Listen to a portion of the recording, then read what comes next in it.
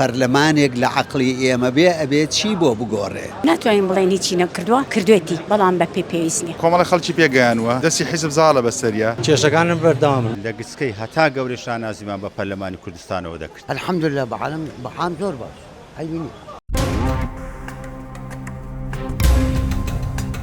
ناتوانین بڵێن هیچی نەکردووە کردوێتی بەڵام بە پێویست نییە. چۆن یعنی چزانم ئەگەر لە بیدایەتە تۆزێک زیاتریان کردبێ ئێستا خەریکە کەمترە بێتەوە بەس بەوە زەرەرەکەن وایە هەوڵ بن خۆیان ئەشکەنەوە لەگەڵ خەڵکە خەڵک چێوێت. ئێمە وەکو کورد وەکو ئەو عەقڵیەتەی کە هەمانە تاوەکو ئەمڕۆ نەمانتوانیوە هیچ شتێک بگۆڕین. پەرلەمانێک لە عەقڵی ئێمە بێ ئەبێت چی بۆ بگۆڕێ؟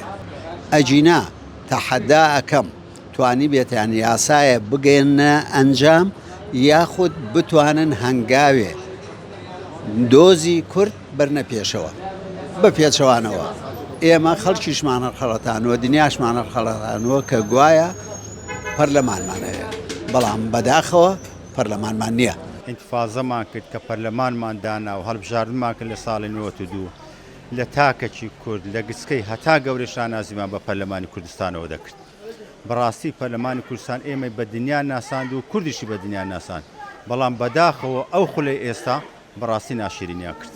هیچی نەگۆڕیوە کۆمەڵی خەڵکی پێگەیانوە دەستی حیزب زاڵە بەسەریە حیزب بەڕێوەی با پەرلەمان هیچکە کێشەکان و خۆیان بەردەوامن هیچ کێشەیەک چارەسەر نەکراوە وەکو پێویست کێشەکانم بەردەوامن بەڵام کۆمەڵێکی پێگەیاندووە بەڵام میلەتە لە شوێنی خۆیەتی کارەبایە باش نییە ئاوە باش نییە هیچ شتێ باش نییە بۆ میلەت موچەشەتا ئێستا چارەسەر نەکراوە هیچ قەیرانێکیان چارەسەر نەکردوە تەنها قەیرانەکانیان قوڵ کردوێتەوە. نەپەر لە ما قسەیەخوا نەیش قسەی سەرۆک وەزیران و سەرۆک وەزیران قسە کورد فی کول خۆیەتی و هەموو ینی هەموو قسەی لە سەرۆک وەزیرانەوە دەرەچێت پەرلەمان حەسەن هەوڵە دەن و ئەشیڕێن و لاکەن و ئەو لاکەن هیچ قسەیان ناخۆ باشە یعنی بەنسبەت ئەو عالەمەی باشەوەی عیبی نییە. زۆر کەسێ مەسەل گلەی دەکا بەس مستەفیدە و بەس دەشاریتەوە ئەوە طبعا لەناو هەموو خەڵقەتی و لا هەموو خەڵقەتی و الحەمدولله بەعام زۆر باش عیبی نییە.